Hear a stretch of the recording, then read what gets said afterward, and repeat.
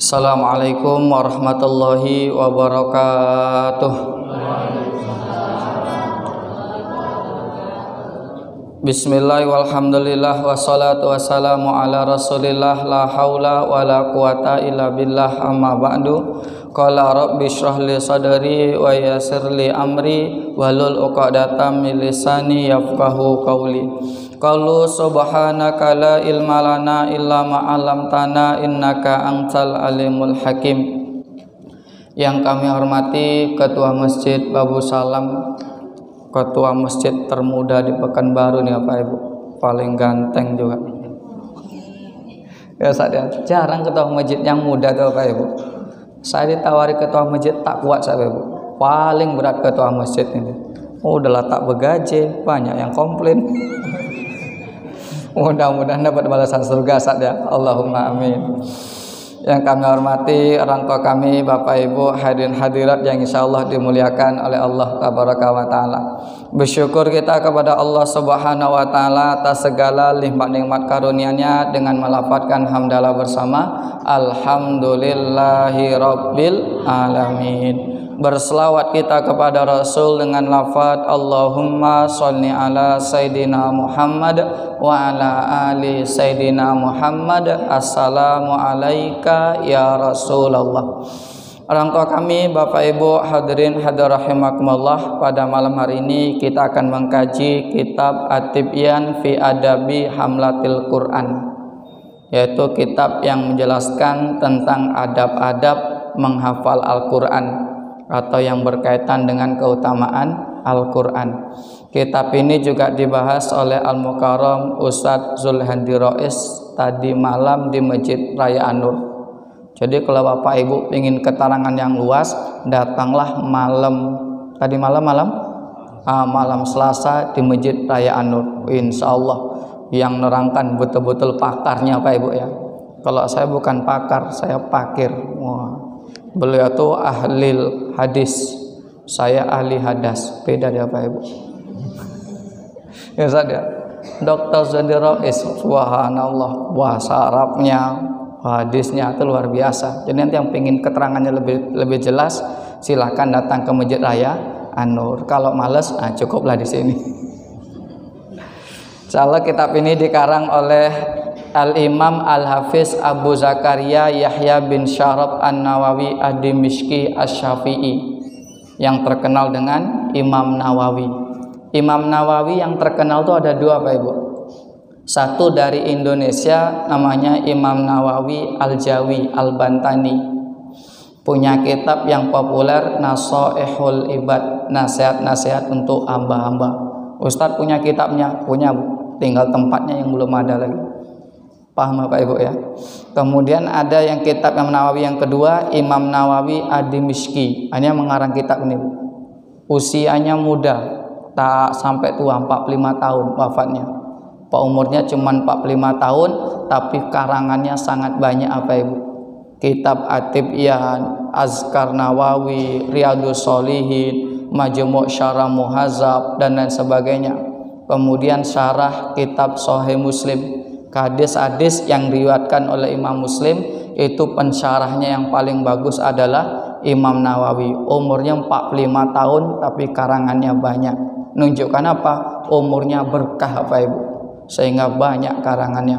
Tapi yang beliau ini kurangnya satu. Apa kurangnya? Beliau 45 tahun tak sempat menikah Bapak Ibu.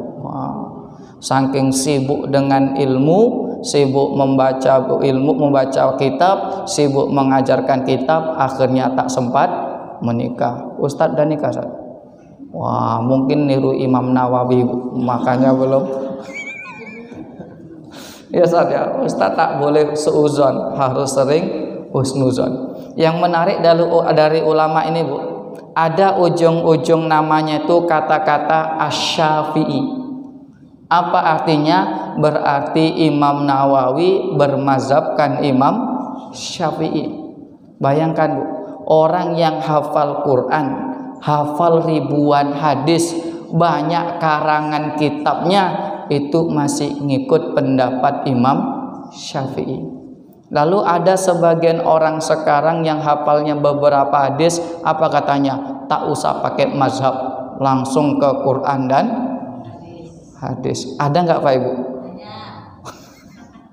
Tapi sini nggak ada Pak Ibu ya. Ya Allah Rabbi. Ini mohon maaf.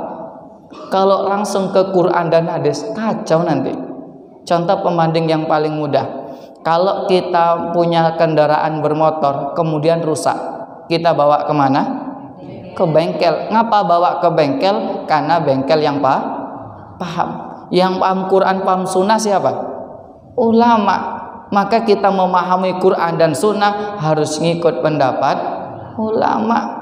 Takutnya apa? Kalau langsung kita gali ke hukum ke Quran dan sunnah, nanti pendapat kita bertentangan dengan imam mazhab, seolah-olah kita lebih hebat dari mereka. Contoh, sholat subuh pakai kunut, hukumnya apa? Kalau mazhab Imam Syafi'i sunnah. Kalau imam yang lain dia tak sunnah. Jadi dulu kebalikan hukum sunnah, yang lain tak sunnah. Sekarang enggak. Apa hukumnya kunut subuh? Bid'ah. Berarti kalau sholat subuh pakai kunut subuh, pakai sholat subuh pakai kunut, berarti itu masuk neraka. Kan kacau Pak Ibu. Imam Syafi'i mengatakan sunnah, dia mengatakan bid'ah. Kira-kira Ibu lebih ikut Imam Syafi'i atau yang mengatakan bid'ah? Ikutlah Imam Syafi'i. Cerdasnya luar biasa, tak diragukan.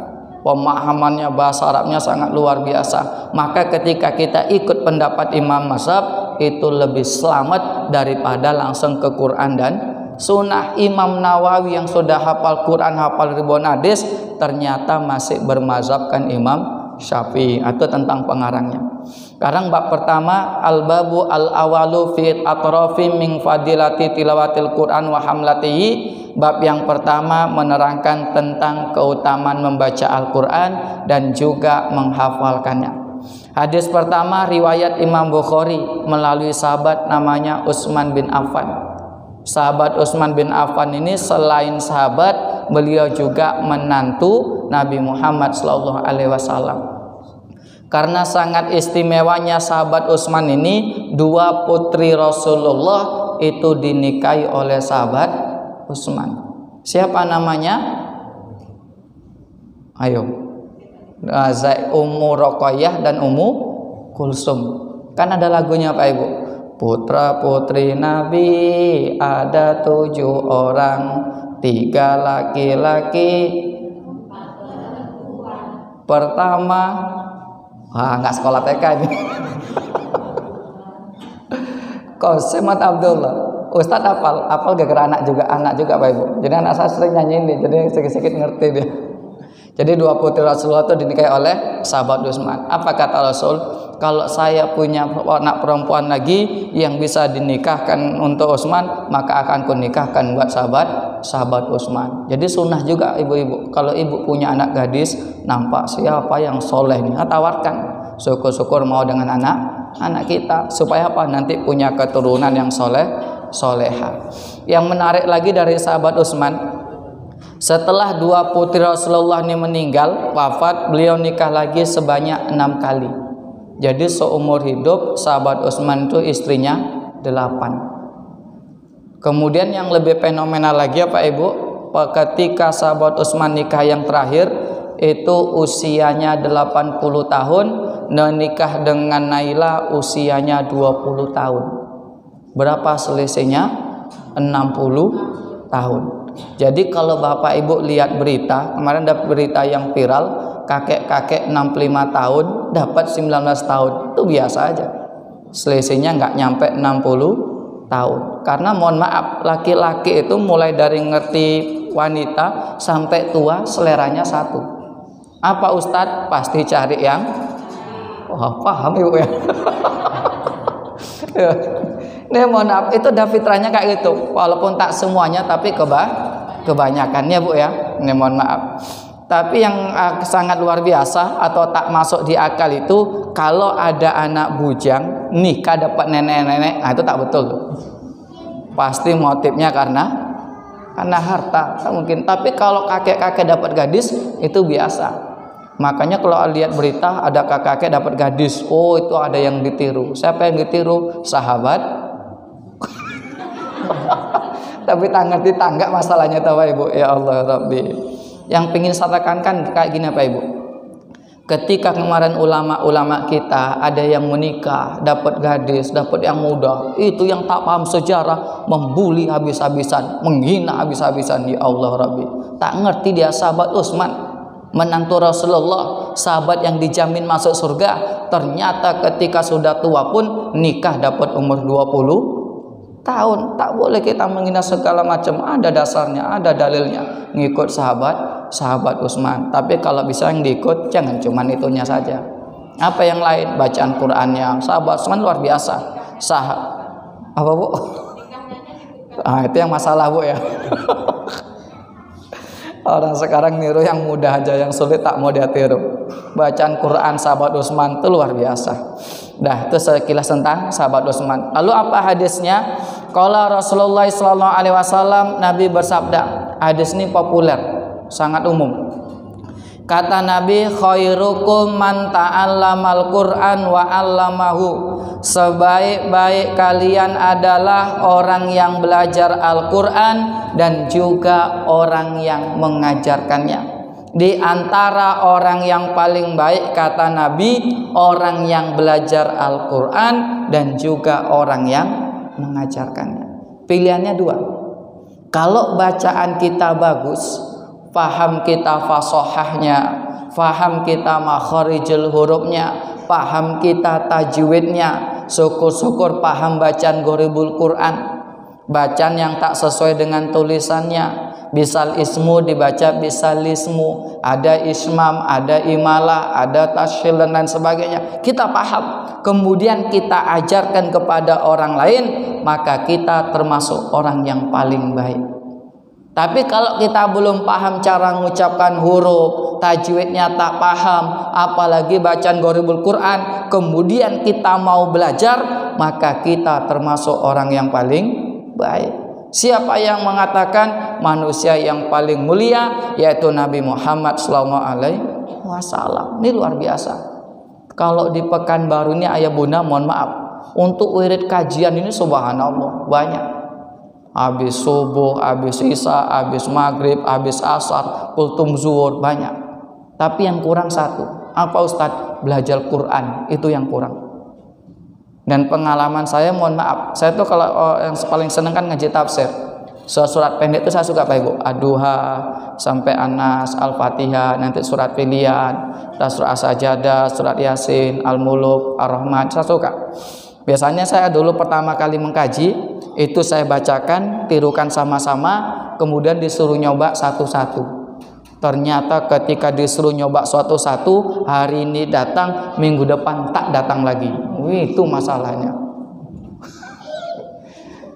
Kalau baca Yasin sama-sama, bagus apa Ibu? Coba dicoba satu-satu, baru ketahuan aslinya. Akhirnya karena ngerti saya kalau dibaca, saya bacakan, ditirukan, disuruh nyoba, kemudian besok tak datang. Akhirnya tak mau saya buat kayak itu lagi. Cukup saya bacakan, tirukan, bacakan, tirukan, habis itu terangkan. Karena kalau disuruh nyoba, akhirnya enggak datang. Itu yang kurang Pak Ibu. Padahal Nabi memotivasi, di antara orang yang paling baik adalah orang yang belajar Al-Quran dan juga orang yang mengajarkannya. Dan yang paling miris lagi anak sekarang, mohon maaf, itu belajar Quran kapan? Cuman di MDA. Tamat MDA tak ada lagi belajar lagi. Apakah di MDA bacanya sudah bagus? Belum Bapak Ibu. Ngapa tak bagus Ustadz? Karena MDA sekolahnya bentar, sehari cuma 2 jam. Itu pelajarannya banyak, Al-Quran, hadis, akidah, akhlak, fikih, SKI, bahasa Arab. Belum nanti tambahan yang lain, khotnya, dan belajar bacaan untuk hafalannya sedikit-sedikit. Belajar Quran tak juga maksimal. Kadang yang paling miris, anak sudah semangat pengen belajar ngaji di MDA, sampai di sekolah gurunya tak semangat. Ngapalah kawan ini lemes sekali jalan, kok nggak semangat ngajar? Ternyata 2 bulan belum gajian. Kan kacau Pak Ibu. Ini mohon maaf. Makanya kalau pingin bacaannya bagus, tak cukup belajar di MDA. Apa solusinya Ustadz? Cari Ustadz yang bacaannya bagus, suruh datang ke rumah, suruh ngajari ngaji. Itu baru bagus. Kalau enggak, tak akan bagus Bapak Ibu. Karena saya paham betul, 5 tahun saya ngajar di MDA, mungkin lebih, hampir 7 tahun. Saya perhatikan kalau cuman belajar di MDA, tak dia undang ustadz datang ke rumah ngajar ngaji, tak akan bagus itu. Ya sekedar bisa. Makanya sekarang ada MDA, ada TPQ. Apa kelebihan MDA sama TPQ? Kalau MDA itu dia Qur'annya kurang, tapi untuk pelajaran sholatnya, adab-adabnya itu bagus dia.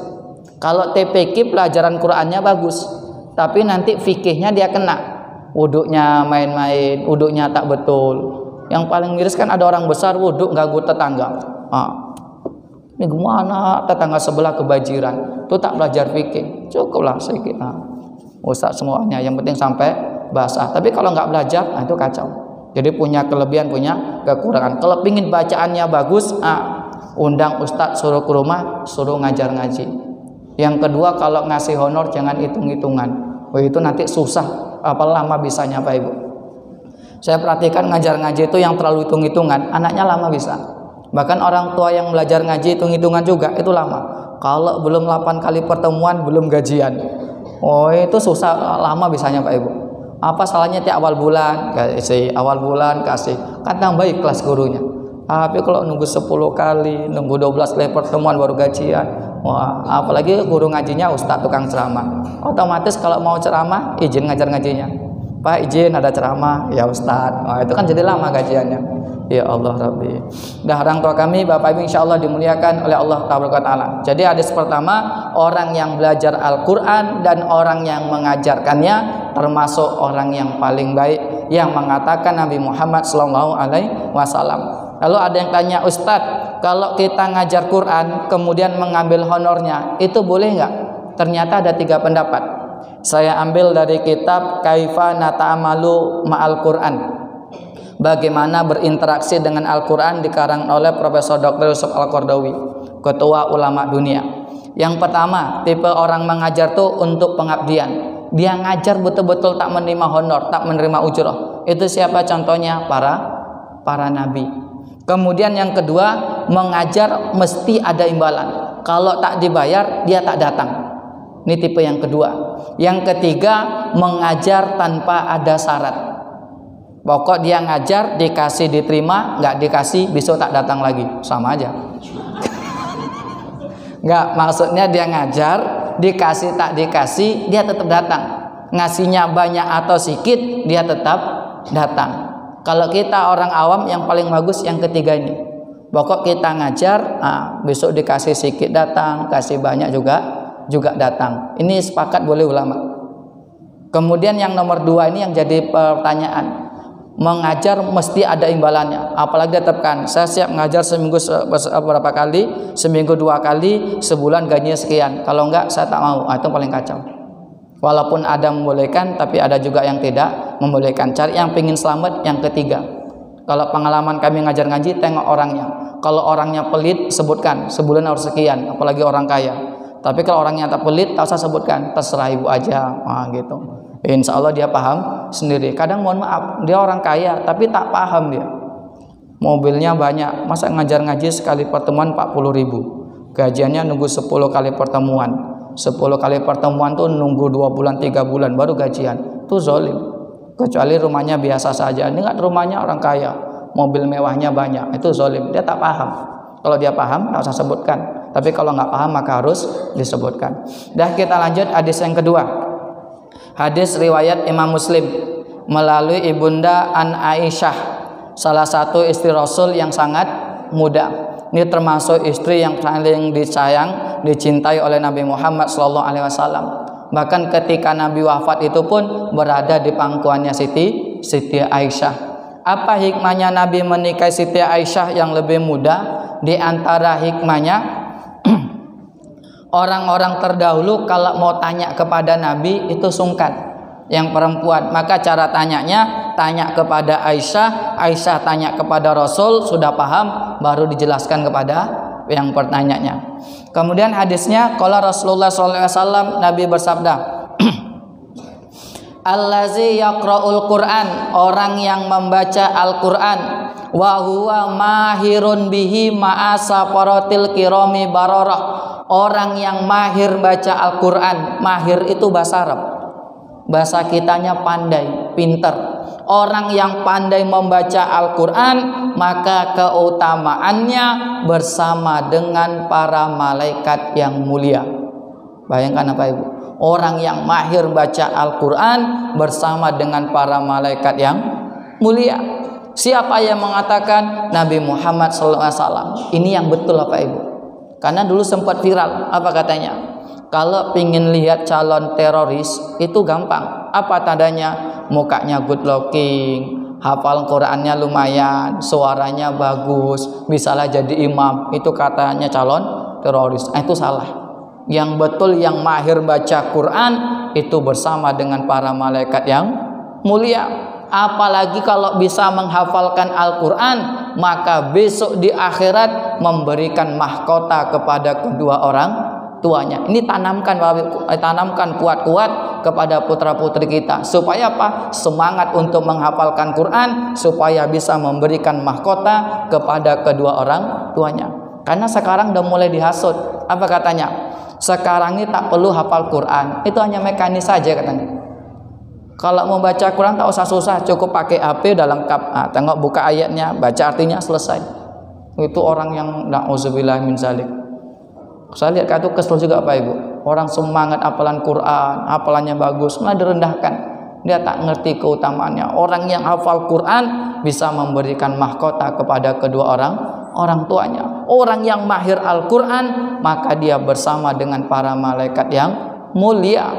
Kemudian lanjutan hadisnya, wallazi yaqra'ul Quran, adapun orang yang membaca Al-Quran, wa huwa yata' fihi, dia bacanya terbata-bata, bacanya kesulitan, wa huwa alaihi syaqun lahu ajroni, maka orang yang bacanya tak lancar, orang yang bacanya terbata-bata itu mendapatkan 2 pahala. Makanya orang yang ngajinya lancar dengan orang yang ngajinya tidak lancar, itu pahalanya lebih banyak orang yang tidak lancar. Apa sebabnya? Karena bacanya diulang-ulang. Kalau orang lancar sekali selesai. Contoh, Bismillahirrahmanirrahim. Inna a'tainakal kautsar fasholli lirabbika wanhar. Inna syani'aka wal abtar. Sekali selesai. 1 huruf kali 10. Tapi kalau orang tak lancar, itu diulang-ulang betul. Bismillahirrahmanirrahim. Inna a'tainakal kautsar. Putus-putus tak enak, ulang lagi lah. Inna a'taina apa tadi nih? Kautsar. Sekali lagi nih. Inna a'taina kautsar. Semakin banyak diulang, semakin banyak pahala. Cuman yang jadi masalah, janganlah seumur hidup ngajinya diulang. Itu yang masalah. Kalau seumur hidup diulang-ulang, entahlah apa Ibu. Orang belajar mobil aja ada waktunya. Orang nyetir mobil tuh Ibu, kan dibatasin 15 hari selesai. Masa baca Quran enggak ditarget? Kalau bisa ditarget. Cuman kadang mau target itu cari guru yang pas. Karena kalau guru enggak pas, nanti belajar lagi banyak lagi salah. Nanti belajar lagi banyak lagi salah. Cari yang betul-betul paham Bapak Ibu. Yang betul-betul bagus, tahu cara ngajarnya. Kalau enggak nanti yang susah itu ketika dia masih kecil belajar nggak dapat guru yang pas, nanti besar baru belajar. Itu ngerubahnya susah. Saya ada ngajar ngaji di Tanjung Dato, 4 orang. 1 bapaknya udah mau pensiun, 3 laki-laki anaknya. Udah mau pensiun baru belajar. Dulu belajar juga, cuma nggak dapat guru yang pas. 1 anaknya udah pegawai, 1 dokter, 1 kuliah. Apa katanya? Itulah Ustadz. Saya dulu belajar, cuman nggak dapat yang pas kayak gini jadinya. Untuk merubah itu susahnya minta ampun. Allahu Akbar itu mengucapkan hamas, itu susah minta ampun. Tabat itu tak bisa, tabad taknya kayak mantul, merubahnya susah. Hu akbar, itu susah minta ampun. Ternyata ketika tua itu susah merubahnya. Tapi kalau dari muda itu subhanallah, merubahnya lebih mudah. Tapi udah tua mau belajar masih alhamdulillah. Yang paling parah udah tua asik main game. Wah, itu paling kacau. Ngapa main game kayak itulah Ustaz. Zaman kami muda tak ada game, sekarang baru ada. Wah, itu paling kacau. Kan ada Pak Ibu ya. Ini mohon maaf. Kalau saya untungnya tak bisa saya main game, paling bisa main ludo atau main ludo. Atau main ular tangga, itu saya bisa. Tapi main yang lain tak bisa saya. HP saya selalu di-download sama anak saya game, saya hapus. Asal download saya hapus, asal download saya hapus. Nanti kalau habis main game, males dia ngaji. Ya Allah Rabbi. Dah orang yang belajar Quran, yang bacanya tak lancar, maka dia mendapatkan 2 pahala. Dan ingat apa Ibu? Kalau kita cara baca Qurannya belum pas, mohon maaf tajwidnya belum paham, makhrajnya belum paham, jangan lupa ketika baca Al-Quran diniatkan belajar. Supaya apa? Kalau kita niatkan belajar, bacanya salah, itu dimaafkan. Sama kayak kita di lampu 4, di lampu merah. Di simpang 4 ada lampu merah, depan kita ada mobil, kita di belakangnya. Sudah lampu hijau tak jalan-jalan, lama kali jalan, kita marah enggak? Apa sebabnya? Di atasnya ada tulisan sedang belajar. Sama kita baca Quran, kalau belum pas jangan lupa diniatkan belajar. Karena kalau enggak, mohon maaf, ada hadis rubba qari'in al-Qur'an, banyak orang yang baca Al-Quran walakin yal'anahu, tapi dapat laknat. Apa sebabnya? Dia baca Al-Quran tidak menggunakan kaidah tajwid. Kalau tak paham tajwid itu baca pasti banyak salahnya. Kalau banyak salahnya maka banyak yang merubah arti. Supaya kita dimaafkan, jangan lupa ketika membaca tetap diniatkan belajar. Kemudian hadis selanjutnya, hadis riwayat Imam Muslim melalui sahabat An Umar bin Khattab radhiyallahu anhu, anna Nabi sallallahu alaihi wasallam, Nabi bersabda, innallaha ta'ala, sesungguhnya Allah ta'ala, yarfa'u bihazal kalam, mengangkat kalam ini aqwaman terhadap kaum, wa yada'u bi akharin, dan merendahkan lainnya. Apa maksudnya? Sesungguhnya Allah mengangkat sekelompok kaum dibandingkan dengan yang lainnya. Gara-gara apa? Gara-gara Al-Quran. Betapa banyak orang yang mulia itu gara-gara berkah dari Al-Quran. Fisiknya kurang, fisik tak sempurna, tapi karena dia hafal Al-Quran, dia dekat dengan Al-Quran, akhirnya Allah muliakan. Contoh yang paling viral kalau Bapak Ibu lihat hafiz Quran di RCTI itu kan luar biasa. Ada anak kecil namanya Najah. Najah itu terkena kanker otak. Bahasa medisnya saya nggak tahu. Itu kalau mau minum, dia tak bisa minum. Harus diambilkan, karena yang menghubungkan antara otak dengan tangannya itu tak nyatu. Mau makan harus diambilkan, jalan kemana-mana taruh kursi roda. Secara fisik dia kurang Pak Ibu, tapi ngapa dimuliakan? Karena Al-Quran ada di dalam hatinya, Al-Quran ada di kepalanya. Sampai Syekh Ali Jabir almarhum, Allahumma firlahu warhamhu wa'afi'afu anhu, itu cium tangan beliau. Ngapa beliau Najah dimuliakan? Karena dekat dengan Al-Quran. Orang bisa jadi imam, mulia enggak? Oh mulia. Ngapa mulia? Karena mahir dengan Al-Quran, dekat dengan Al-Quran. Maka beruntunglah orang tua yang punya anak-anak yang citanya hafal Quran, anak-anak yang dekat dengan Al-Quran, yang selalu baca Al-Quran, karena pasti akan dimuliakan oleh Allah Subhanahu wa ta'ala. Ada anak kecil perempuan namanya Masyitah, matanya buta, ya Allah Rabbi, tapi dimuliakan. Diundang di hafiz cilik itu gara-gara apa? Dia hafal Al-Quran. Yang bikin luar biasa Pak Ibu, acara RCTI itu hafiz Quran itu, ternyata di Arab Saudi itu pernah bikin program yang sama tentang hafiz Quran. Pesertanya anak-anak di bawah 12 tahun kalau nggak salah, tapi nggak bertahan lama. Apa sebabnya? Baru 2 kali tayang, besok lagi cari peserta sudah susah. Tapi di Indonesia, subhanallah, hafiz cilik itu udah berapa tahun? Oh, udah lama. Masih banyak peminatnya. Bahkan gara-gara acara tersebut, banyak anak-anak sekarang yang semangat untuk hafal Quran. Bahkan saya lihat tuh, kapan mulai hafal Quran? Gara-gara lihat hafiz cilik. Pengen dia. Akhirnya semangat untuk hafal Quran. Orang yang dekat dengan Al-Quran itu akan dimuliakan oleh Allah Subhanahu wa ta'ala. Yakin apa Ibu? Yang bacaannya bagus, yang mahir dengan Al-Quran, itu pasti dimuliakan oleh Allah Subhanahu wa ta'ala. Bahasanya di kampung itu dimajukan selangkah pasti dimuliakan. Berkah apa? Berkah dari Al-Qur'an. Kemudian hadis selanjutnya, hadis riwayat Imam Muslim melalui sahabat An Abi Umamah Al-Bahili radhiyallahu anhu qol sami'tu Rasulullah sallallahu alaihi wasallam, Nabi bersabda. Apa kata Nabi? Iqra'ul Qur'an, bacalah oleh kalian Al-Qur'an. Apa sebabnya? Fa innahu ya'ti yaumal qiyamati, karena sesungguhnya Al-Qur'an akan datang besok di hari kiamat sebagai apa? Syafi'an li ashabihi, pemberi syafaat kepada orang-orang yang membacanya.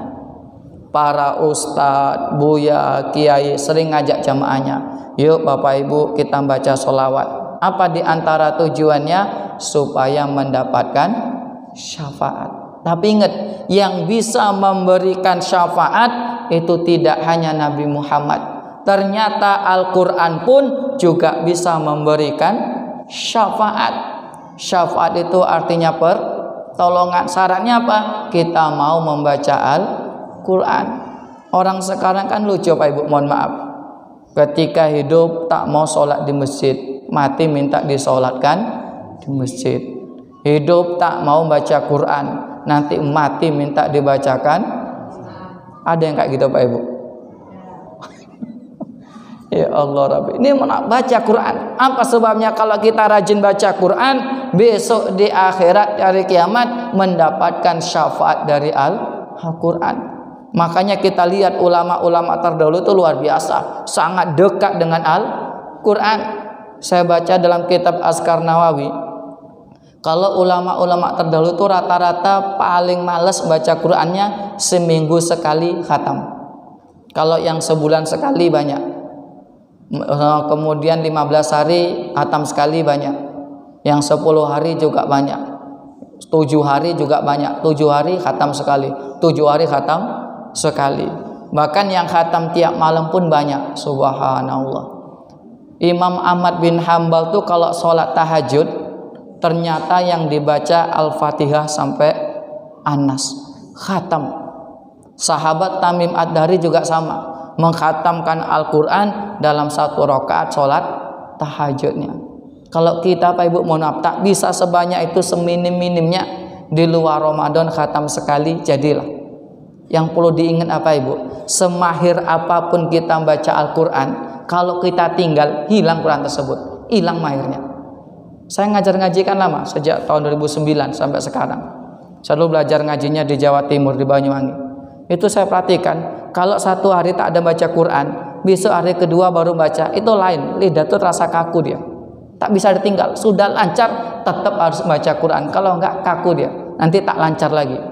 Makanya Quran itu tak bisa ditinggal. Dan orang yang selalu baca Al-Quran, besok di akhirat akan mendapatkan syafaat dari Al-Quran. Kalau saya sebutkan tadi contohnya orang-orang Arab, Ustadz, orang Indonesia ada nggak yang bacaan Qurannya banyak? Oh ada Pak Ibu. Ada namanya ulama besar, namanya Buya Hamka, Haji Abdul Malik Karim Amrullah. Ternyata ketika di penjara kurang lebih 2 tahun 2 bulan, apa yang beliau lakukan dalam penjara? Beliau mengkhatamkan Quran sebanyak 150 kali. 2 tahun mengkhatamkan 150 kali. Berarti setahun berapa kali? Kalau setahun 75 bagi 12 bulan. Berarti kali bagilah Pak Ibu. Saya pun bingung tak pakai kalkulator. Berarti per bulan kira-kira khatamnya berapa kali? 12? Enggak, 5 kurang lebih ya. 5 kali 12 60. Berarti 6 atau 7. Sebulan khatamnya 6 atau 7. Subhanallah. Kenapa bisa baca Quran sebanyak itu? Karena beliau paham apa Ibu? Orang yang rajin baca Quran maka mendapatkan syafaat dari Al-Quran. Kalau kita di luar Ramadan bisa khatam sekali, jadilah. Khatam sekali itu gampang Pak Ibu. Pokok habis sholat baca 1 ain, habis sholat baca 1 ain, itu setahun pasti khatam. Nanti bulan Ramadan baru khatam sekali, jadi setahun 2 kali. Saya mempraktikkan juga gitu. Saya dari pondok latih gitu, pokok habis sholat baca 1 ain, 1 ain, kecuali lagi semangat. sekali baca 1 juz. Kok lagi males, Allah Akbar, 1 ain berat kali. Itu imannya lagi turun apa itu. Tapi yang jelas yang rajin baca Quran maka besok mendapatkan syafaat dari Al-Quran. Ada yang tanya, Ustadz, kami kalau baca Quran berat kali. Baca 1 halaman datang mengantuk, 2 halaman tambah mengantuk. Tapi kalau megang HP hilang ngantuknya Ustadz. Ada nggak kayak itu Pak Ibu? Oh ada. Saya pun kadang-kadang kayak gitu. Heran kalau baca Quran cepat mengantuk, tapi megang HP yang tadi ngantuk jadi hilang ngantuknya. Ya Allah Rabbi. Ternyata ada pesan yang luar biasa dari Al-Mukarram Ustadz Yusuf Mansur. Apa kata beliau? Kalau ada orang 1 hari tak baca Quran, seminggu tak baca Quran, sebulan, setahun, bahkan bertahun-tahun tak baca Quran, apa yang paling ditakutkan? Yang paling ditakutkan adalah memang Al-Quran tersebut tak mau dibaca olehnya. Subhanallah. Makanya ketika berat baca Quran, apa solusinya? Banyak istighfar, banyak minta ampun kepada Allah Subhanahu wa taala supaya apa? Al-Quran tersebut mau dibaca oleh kita. Kan Al-Quran adalah kitab suci, hanya dibaca oleh orang-orang yang suci. Makanya di antara adab baca Quran itu jangan lupa mengambil air wudhu supaya suci. Dan di antara keutamaan wudhu itu menggugurkan dosa. Kalau kita berat baca Quran maka banyak istighfar, banyak minta ampun kepada Allah Subhanahu wa taala. Ketika salat itu tak sengaja di TV One, akhirnya nangis saya, ya Allah Rabbi, ternyata yang bikin berat baca Quran gara-gara apa? Gara-gara dosa, gara-gara maksiat. Akhirnya ketika banyak dosanya, banyak maksiatnya, berat untuk baca Al-Quran. Kira-kira Pak Ibu, mohon maaf, kita yang hadir ini ada nggak yang nggak punya dosa? Oh, tak ada. Pasti kita punya dosa masing-masing. Zaman sekarang mau tak mau banyak dosa kita lakukan. Kita menghindari dosa itu datang. Contoh, kita tak ada keluar rumah, laki-laki jaga pandangan, cukup di rumah aja supaya nggak lihat perempuan yang buka aurat. Apakah selamat? Oh, enggak juga. Di rumah dia buka Facebook, itu tak mau lewat aja, set. Ada penasaran, apa tadi nih? Kadang di rumah pun belum tentu selamat. Makanya di zaman akhirnya Pak Ibu, jangan lupa banyakkan amalan-amalan yang bisa menggugurkan dosa. Apa di antara amalan-amalan yang menggugurkan dosa? Mengambil air wudhu, itu menggugurkan dosa. Kata Nabi, man tatahhara fi baitihi, barang siapa yang mengambil air wudhu di rumahnya masing-masing, summa madha ila baitin min buyutillah, kemudian pergi ke rumah-rumah Allah. Dalam rangka apa? Liyaqdiya faridatan min faraidillah, menunaikan apa saja yang difardukan oleh Allah Subhanahu wa taala. Apa balasannya? Kanas khutwatuhu ihdahata hutu khati'atan wal ukhra tarfa'u darajatan. Maka langkah-langkah kakinya yang satunya menghapuskan dosa, yang satunya mengangkat derajat.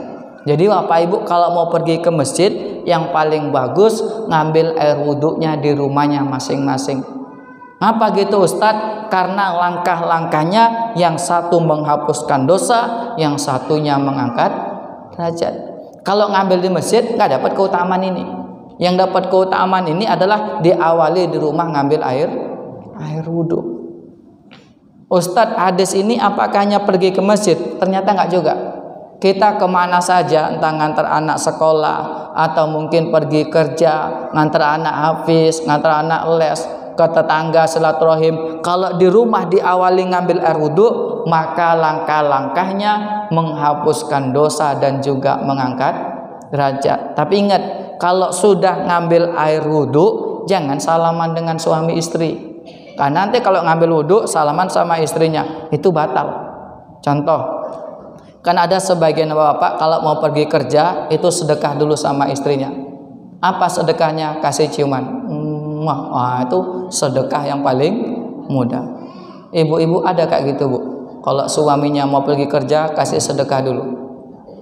Dulu ada Ustadz, sekarang tak ada lagi. Udah kena COVID. Jadi caranya supaya tak batal, kalau mau salaman kasih penghalang. Kalau sama yang batal tuh kulit dengan kulit. Kalau dengan kain nggak batal. Jadi salaman pakai penghalang mukenanya atau jilbabnya. Kalau mau cium keningnya kasih alas. Wah, baru cium keningnya. Supaya nggak batal. Supaya dapat keutamaan tadi. Atau kalau nggak salaman dulu, cium dulu, ngambil wudhu baru berangkat. Tapi kalau sudah ngambil wudhu mau salaman, gitu caranya supaya tak batal. Ngikut pendapat Imam Syafi'i, bersentuhan kulit laki-laki dan perempuan itu batal. Tapi kalau kuku dengan kuku ini nggak batal. Tapi kurang kerjaan dia. Apa coba kan? Ini fikihnya. Saya dulu belajar susah kayak ini. Yang batal tuh kulit dengan kulit. Supaya apa nanti langkah kita itu kemana-mana menghapuskan dosa dan juga mengangkat derajat. Saya ketika baca hadis ini saya amalkan apa ibu. Jadi kalau kemana-mana saya usahakan ambil wudhu. Kalau istrinya minta cium, kadang saya bilang saya ada wudhu pun ya. Oh, udah. Dia paham. Jadi ciumnya waktu pulang aja. Pulang aja. Kadang-kadang mohon maaf. Itu memang diharuskan romantis. Kalau bisa romantis. Cuma saya yang paling malu kalau di luar rumah. Saya tak mau itu. Padahal kan dipaksa sama istri. Ciumlah di depan rumah. Enggak, tak boleh itu. Kalau romantis di luar rumah, itu nanti takutnya ditiru sama orang yang belum nikah. Itu yang kacaunya. Dia dibahas kayak gitu Pak Ibu. Maka tak boleh deh. Kalau romantis cukup di rumah. Jangan pamerkan. Orang sekarang nggak romantisnya kapan? Cuman dipoto, di update status tuh romantis. Nanti di aslinya baru dia tahu.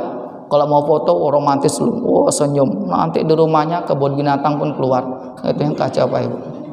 Kan ada kayak gitu. Ustaz kok ngerti? Ya ada sinetronnya romantis. Ya Rabbi. Tapi jelas ngambil wudhu kemana-mana itu langkah-langkahnya menghapuskan dosa dan juga mengangkat derajat. Rugi nggak diamalkan. Kita kemana-mana ini banyak dosa. Tapi kalau kita lakukan itu, mudah-mudahan dosa kita diampuni oleh Allah Subhanahu Wa Taala. Akhirnya apa? Kalau kita banyak dosa diampuni, dimaafkan oleh Allah, baca Quran pun ringan. Tapi kalau enggak, berat baca Quran.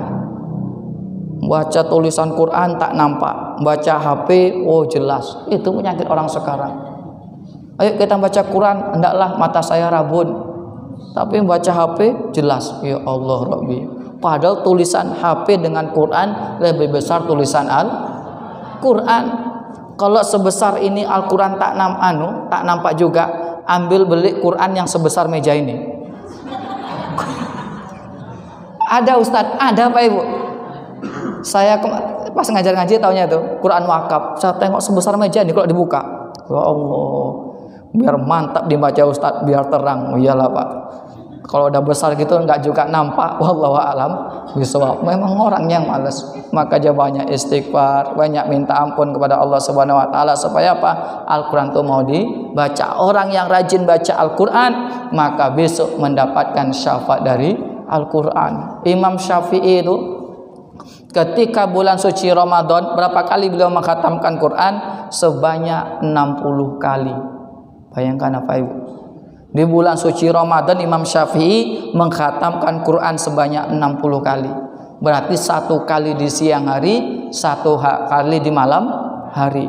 Kalau Imam Syafi'i hidup di zaman sekarang, subhanallah, itu tak sempat buka Facebook, WA, Instagram, kilogram, tak sempat dia buka.